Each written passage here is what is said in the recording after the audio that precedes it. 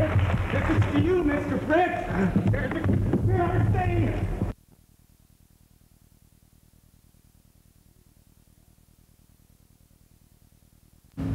We are here to ask you to carefully and thoughtfully reconsider your position on the Intermountain School.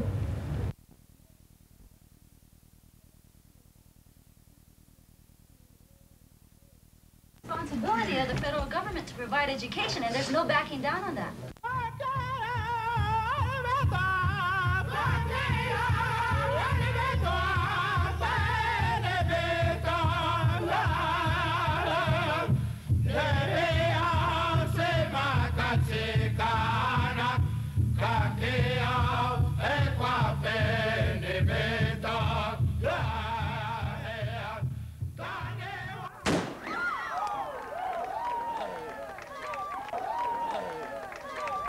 On January 27th of this year, a group of determined Indian students began a 24-mile run in frigid weather conditions in northern Utah.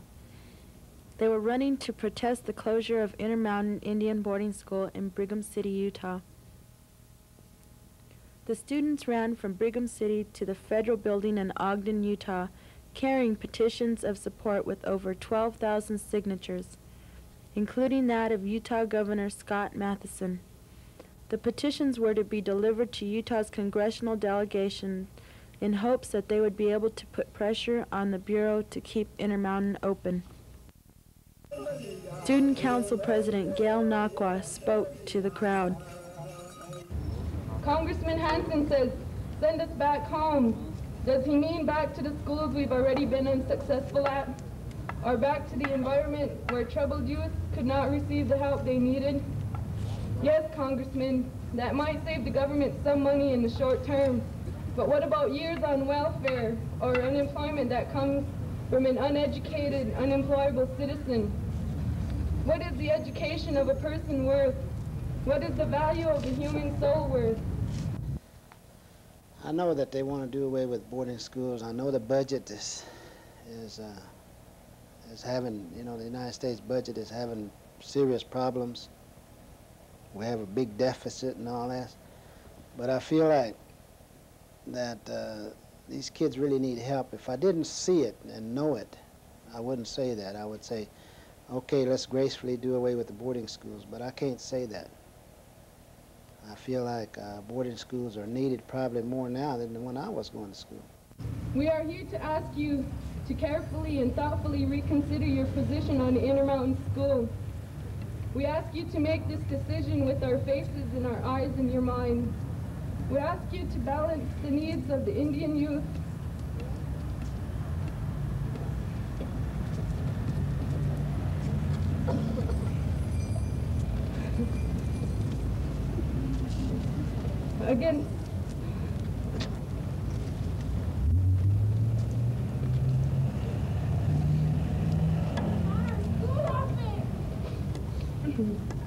against the ambitions of space and military. The protests failed to save Intermountain. Currently an instructor at Haskell Indian Junior College, Ed Nessifer previously taught at Intermountain and Phoenix Indian boarding schools. All the programs in Intermountain would be transferred to Phoenix. While I was going, I went down to Phoenix, and all the students said that they were going to have a place in Phoenix. None of the programs were changed there.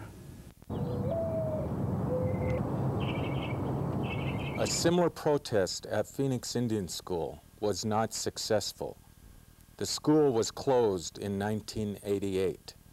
Johnny Bosch with the Phoenix Sierra Club expresses her concern for the Indian school property. I think it was, again, a power play to some degree, that there was a deal cut somewhere in Washington, and by giving everybody a tiny piece of the pie, they were trying to force this process forward. They said if the deal goes forward, the veterans get their 16 acres. If the deal goes forward, the Indian Tribal Council will get their deal, the Indian Trust Fund, but it all depends on Collier's getting the land. The question's been asked, where was the Indian community during this whole trade? And that's a puzzling question. There are a lot of Native Americans I know around the state who didn't know what was happening at the time and felt that they weren't getting the word down. I think there was probably disagreement within the Native American community over that. It wasn't, from my perspective, it wasn't a good deal. What the both entities will end up with is the proceeds from $35 million trust fund that are split 95% to the Indian Tribal Council and 5% to the Navajo Nation. I think, and I don't know this for a fact, that the Intertribal Council and the Navajo Nation were told, they're the two entities referenced in the bill, were told that if they didn't go along with the agreement, they wouldn't get anything. On the last day of the Congress, Senator DeConcini, on behalf of himself and Senator McCain, introduced an amendment which was accepted that said the Colliers, if they come up with a plan that's worth $80.9 million, as I recall, could automatically have first right on the property. Before that, there had been a fight in the House to prevent the exchange from going ahead because several representatives, including Representative George Miller and Sidney Yates, felt that it was a bad deal all the way around. It probably wasn't a good deal for the Indians. It was definitely not a good deal for the federal taxpayers. Unfortunately, in its secret negotiations for the exchange of the Phoenix Indian School lands, the Interior Department has violated some of the most basic principles of real estate practice and common sense. So it was quite a good job on divide and conquer in some senses, I think.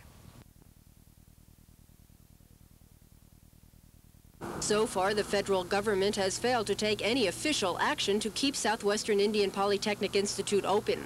So SIPI students decided to take action. More than 200 students left the West Mesa campus on foot. They walked to the Bureau of Indian Affairs office in Albuquerque with their message, keep SIPI open. If the school closes, we're talking about a class action suit, filing a class action suit against the BIA, the student body of SIPI. Because there's no reason why we should, you know, lie down and let them walk over us. I don't know if they're coming down. I have no control over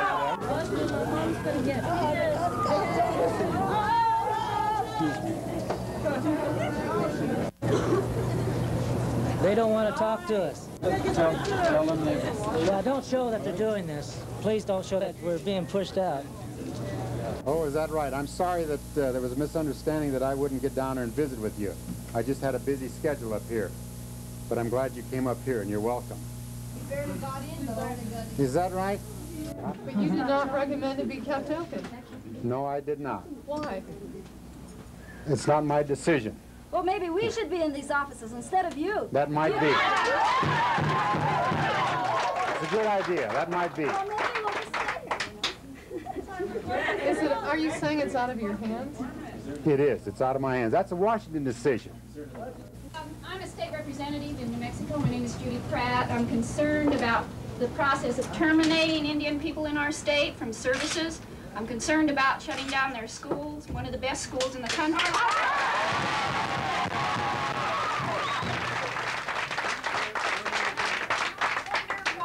Your name again, ma'am? What was your name? Judy Pratt. And I'm you're a with state who? representative. Now, in the 50s, when the termination plan started, that was the time when the military budget was on the increase, and right now it's the same story again. The money that's supposed to go into services for people is going into the military budget, and we've got to press, along with everybody else who's being cut back, the federal government to take care of people's needs instead of building bombs.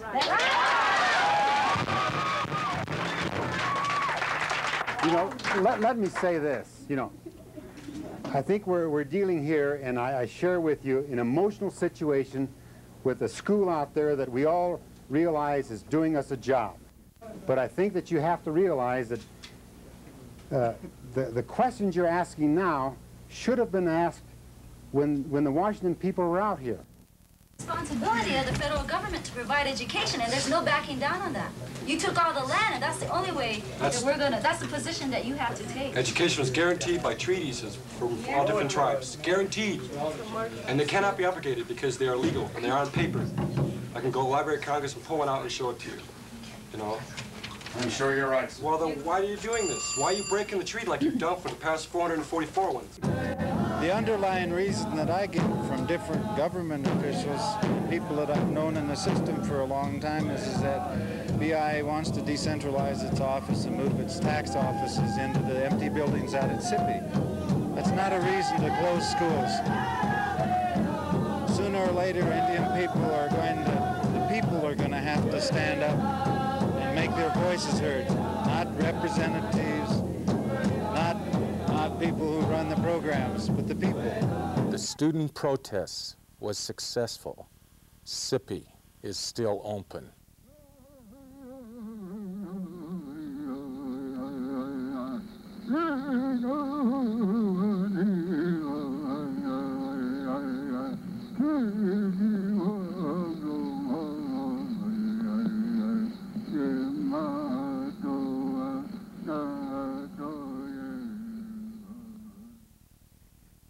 I mean, that's what it was. It was a conspiracy by the federal government to systematically sabotage all these Indian schools throughout the United States. I became aware of this secret agenda when I was attending Haskell Indian Junior College.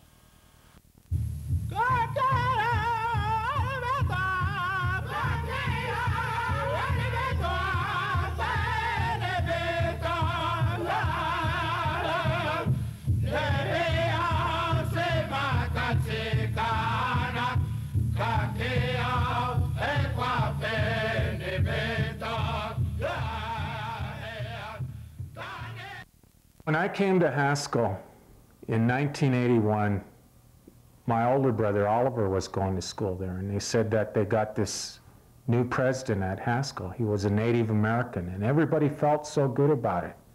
His name was Gerald Gipp. They thought, God, great things were going to happen. Well, nobody knew about Gerald Gipp's past.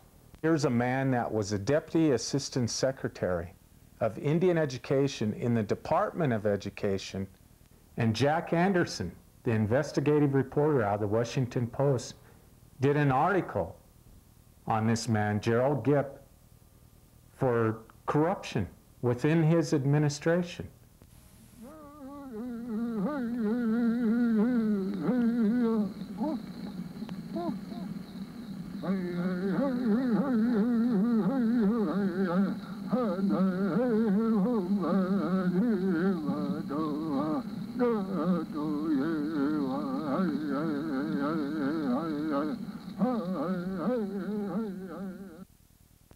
I mean, the BIA found the right man to send to Haskell to start the process to access school.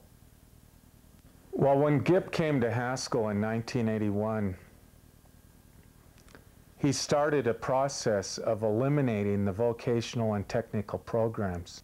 Well, when I became the Student Senate President at Haskell in 1982, one of the students at Haskell, Melody Arnold, informed me that the Gipp administration had axed the nursing program, and I couldn't understand what was going on. Nursing is so needed, not only in Indian country, but throughout. Well, the thing that happened was I finished my term as the Student Senate President, and going into my second year, our second year instructor was retiring. And he came up to me and a friend of mine, Curtis Kikaba, and said, make sure this program continues in electronics. And I didn't know it at the time, but when we came back from that summer, the fall of 1982, the Gipp administration didn't even intend to continue our program in electronics. We didn't even have an instructor. So our class, we went and seen the Dean of Students, and they informed us that they didn't have someone to take the position as our instructor in electronics. They never intended on doing it. But at that time, I didn't know that it was a violation of our treaty rights in regards to Indian education. It was the following year that I became informed of what the Gipp administration was actually violating. It was federal law. It was a treaty right in regards to Indian education. It was a violation of the Code of Federal Regulations. Title 25, Indians, Part 32 under Indian education policy. They were violating federal law, and they were trying to cover it up. I decided the only way to counter Gipp's unethical and illegal practices was to blow the whistle on the Gipp administration, and my documentation went on file with the Inspector General of the Interior through Congressman Jim Slattery, and the paper trail started.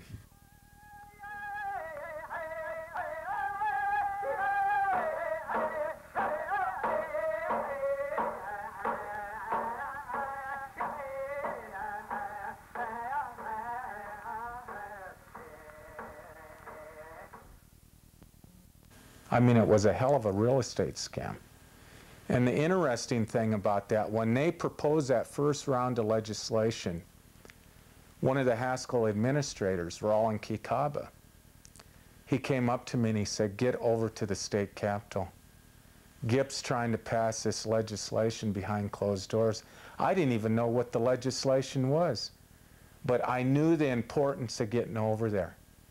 I went over there, and when I got there at the Capitol, and Gipp, along with Sandy Prager and Gipp's vice president, Charles Gibo, when they seen me there, I mean, they were so damn surprised. They thought they were going to be able to walk this right through with no problems.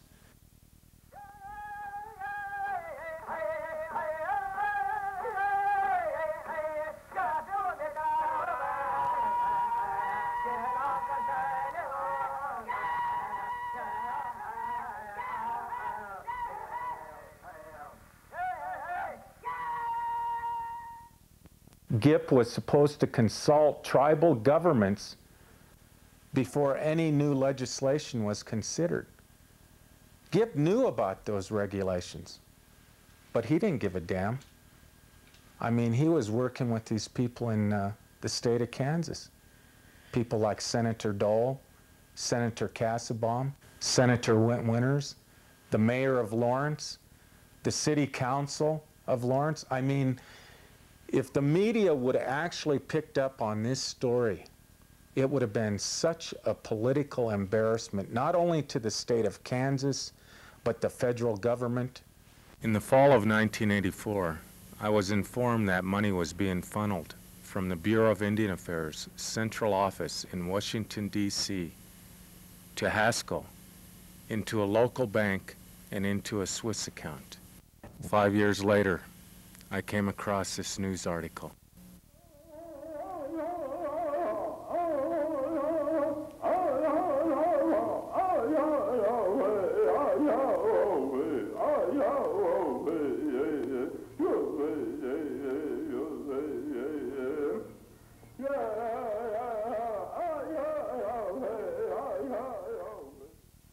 From 82 on up to 1985, I tried to get this issue out to Indian country, and nobody would listen. I went to the National Congress of American Indians conference. I went to the National Indian Educational Association, and at that time I didn't realize that majority of these people were part of the Old Boy Network, and they were personal friends of Gerald Gibb. Congressman Jim Slattery neglected to take action on Gerald Gibb's unethical and illegal behavior. So I informed Slattery's aide, Don Cooper, that I was planning to stage a peaceful protest at the Haskell Centennial graduation and present to Acting Assistant Secretary of Indian Affairs, John Fritz, documentation concerning the Gibb conspiracy. However, at the time, I did not know of Slattery's involvement with Gibb. I believe people in power were looking forward to seeing me brutally beaten on and off the stage at the Haskell Centennial graduation.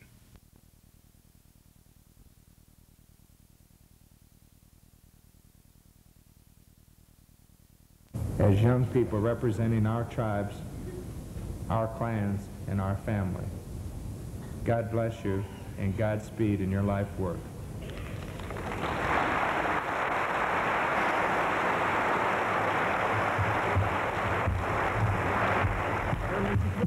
This is to you, Mr. Fritz. There's a clear thing. Don't let him do this to me, people. Don't let him. Okay, I'm gonna go.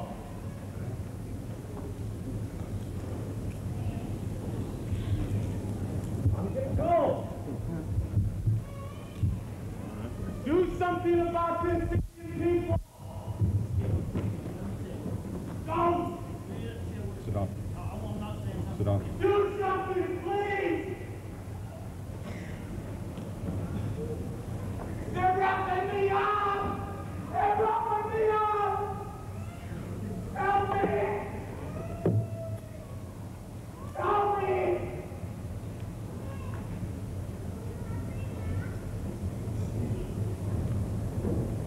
Oh, God damn it, okay! No! Oh, shit! Oh, okay! It's really sad because John Fritz, the keynote speaker, the acting assistant secretary of Indian Affairs, the man they were grooming for the highest position in the Bureau of Indian Affairs, is one of the top Indian attorneys in the United States, and he just sat there and didn't do a damn thing. Thing that's also interesting, it took me 4 years to obtain this videotape of the graduation. And when I first seen it, I seen that somebody had tampered with the evidence, because they took out that segment when Lincoln Morris came up to the stage and stated you had no right to do that to him. And then in turn, you know, when Lincoln Morris followed me to the edge of the stage, he just wanted to be assured that, you know, nothing was going to happen to me. And Gip's standing up at the podium, and he says twice, "Sit down, sit down." I mean, Gip was a dictator. Gip was not there for our Indian people. I mean, he's a prime example of an Uncle Tomahawk, a man that sold out. It's something that I think that the government owed the Indian people. They made great sacrifices to ask the government to make that trust responsibility to the Indians in regard to education.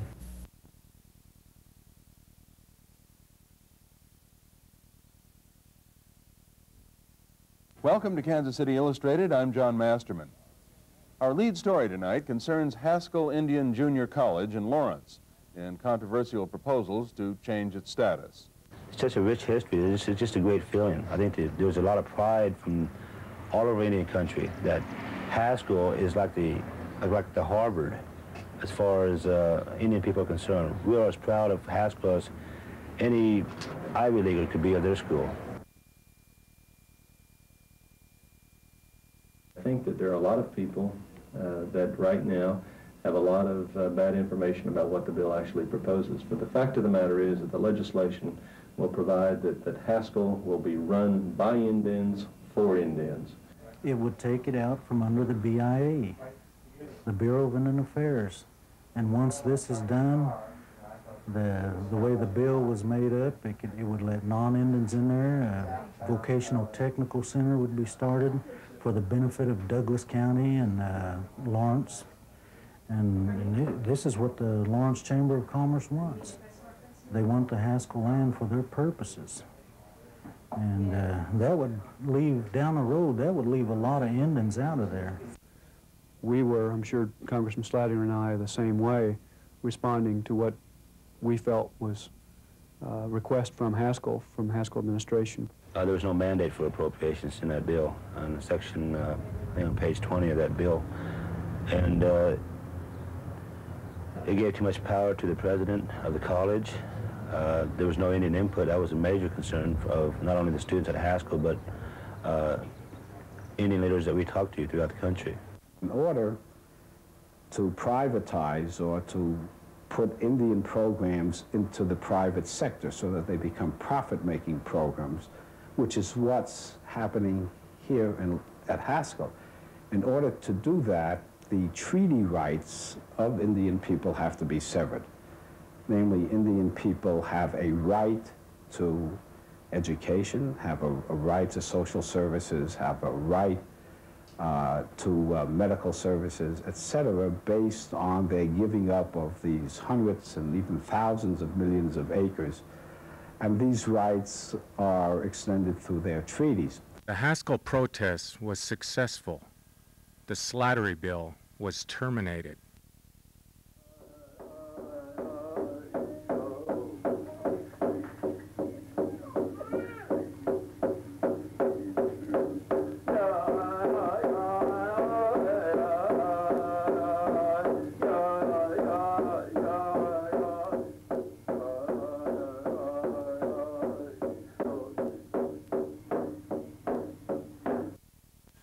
it just spelled it out right there. There was just graft and corruption, and nobody was doing anything about it.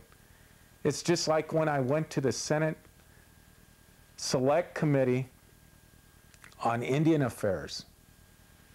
They prompted an investigation of the Bureau of Indian Affairs in 1988, and I thought, God, this is a turning point.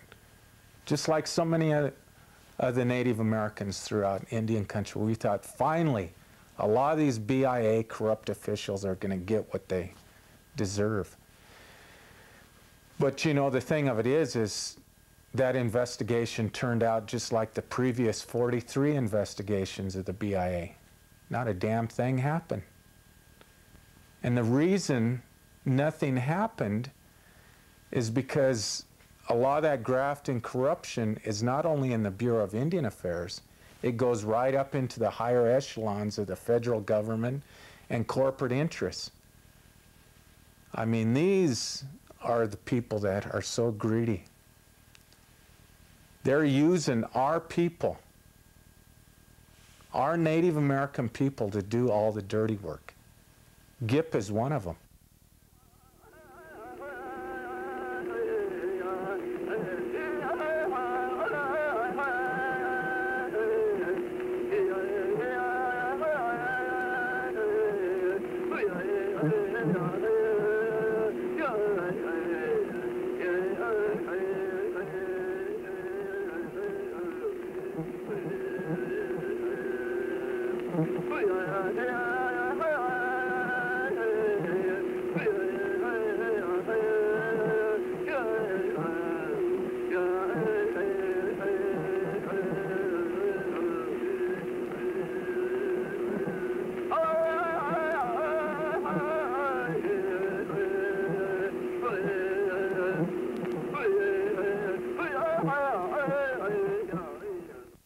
Slattery was basically a man that spoke with two tongues.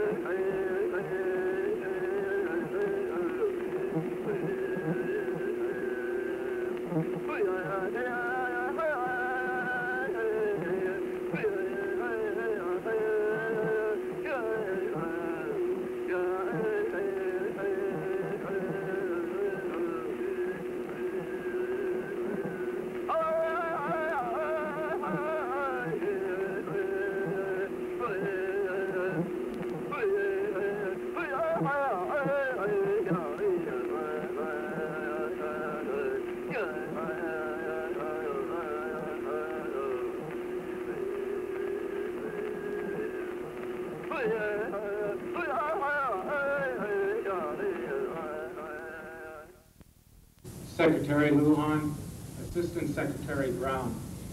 In the Trust Responsibility Workshop, I presented Secretary Lujan documentation that states a cover-up in the Bureau of Indian Affairs concerning Haskell Indian Junior College. I was 1982 Student Senate President at Haskell. My documentation went on file with the Inspector General of the Interior. December of 1984, the Interior found mismanagement, embezzlement, and the reason I bring this to your attention in the tribal government is that the BIA just finished an investigation of this president, Gerald Gibb, last spring and vindicated him. He's now in Washington, D.C. I happen to be the person that recommended that there be a house cleaning within the Bureau of Indian Affairs before we can even look at a trust responsibility. I also have additional documentation for other tribal leaders, and I hope that I could get representation for a group of students that would like to file a breach of trust lawsuit against the federal government in regards to Indian education. Well, history was made in Albuquerque today. Secretary of the Interior, Manuel Lujan, and the leaders of Indian tribes from all across the U.S. were in the Duke City to try and put the past behind them. and to work out a new relationship between the federal government and American Indians. Ray Hearn was there. I shared it with these people here. Thank you. And I'd appreciate you looking into it. Interior Secretary Manuel Lujan listened today as Indian leaders from across the U.S. talked about what's wrong and what's right with the Bureau of Indian Affairs. I think you have to take some responsibilities also. You can't just sit down and lay there behind the log and criticize everything we do. You got to be able, if you're going to criticize, tell us how you would do it better. That's the thing. Now, will there have been some investigating corruption? Shoot, I don't want any corruption anywhere. And if there's corruption, let me know where it is, and we'll take a look at it.